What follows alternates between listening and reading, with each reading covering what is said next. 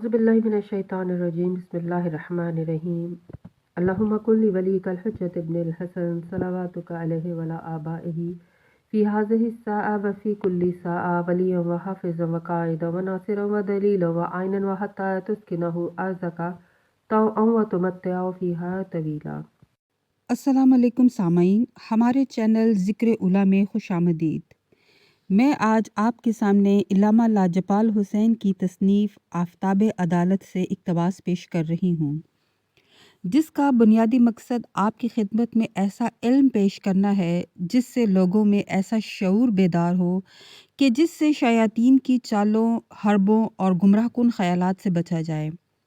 अगर आप इस किताब का मुकम्मल मुताला करना चाहते हैं तो इस किताब की PDF को हमारी वेबसाइट www.idarakhatamulauliya.com.pk से फ्री डाउनलोड कर सकते हैं।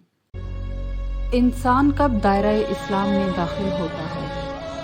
इंसान कब दायरा ईमान में दाखिल होता है?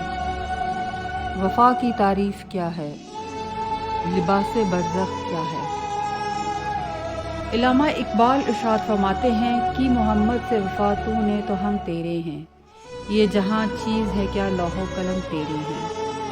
अगर इरफानियाती हवाले से इस शेर की आज के दौर में मानवी हैसियत को देखा जाए तो आपको मालूम होगा कि ये शेर हज़रत मोहम्मद सल्लल्लाहु अलैहि वसल्लम के आखिरी मोहम्मद के ज़हूर और उनसे वफ़ा की दावत दे रहा है। यानी इंसान के इंसानियत के मदारिज के मुकम्मल होने से इस्लाम का दायरा शुरू होता है और कमाल इस्लाम पर दखूल बाबे ईमान से मार्फत अली अलैहिस्सलाम का आगाज़ होता है और फिर ये इरफान अली मंजिल तकवा की तरफ लेकर जाता है। क्योंकि इमाम हर ज़माने में मौजूद रहे हैं, इसलिए उनकी नुसरत करना हर ज़माने के मोमिनीन की शर्त ईमान है। मेरे कहने का मतलब ये है कि वफ़ा उस नतीजे को कहते हैं कि जो ईमान पर पूरा उतरने का असल खासा है। लिहाजा इल्लामा इकबाल ने अक्लमंदी से लफ्ज़ वफ़ा इस्तेमाल करके तमाम मदारिज को इसमें समो दिया।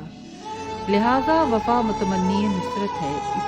इसीलिए करबला के मैदान में 71 नासिर थे ऐसे कि जो अहद वफ़ा पर कायम रहे, मगर अकेला अब्बास खुदावंदे वफ़ा थे।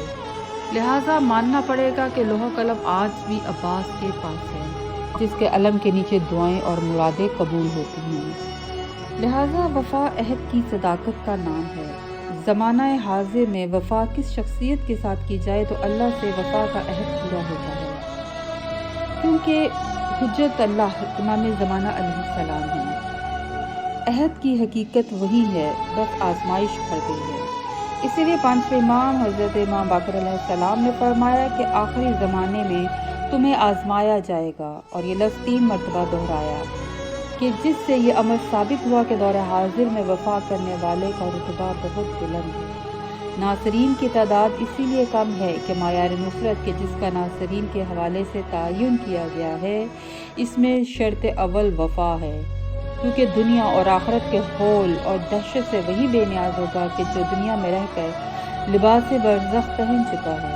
और लिबास बरज़ख दर हकीकत अमीर कायनात अली इब्न अबी तालिब अलैहिस्सलाम का पैरहन है कि जिसके लिए आप फरमाते हैं कि तर्क दुनिया करो, क्योंकि तारीक दुनिया असल मकसद हयात पर कायम हो जाता है। अली के किसी पलड़े में दुनिया की कोई हैसियत नहीं है। इसीलिए इमाम की सीरत का मुताला करें तो हर तरफ सादगी नज़र आती है। मौला फ़क्र को पसंद करते हैं तो क्यों कर मुमकिन है कि इमाम ज़मान अलैहिस्सलाम के अंसार बग़ैर इत्बाए अली इस ओहदे पर फायज हों कि जिसको इमाम अपने 313 में शुमार फरमाएं।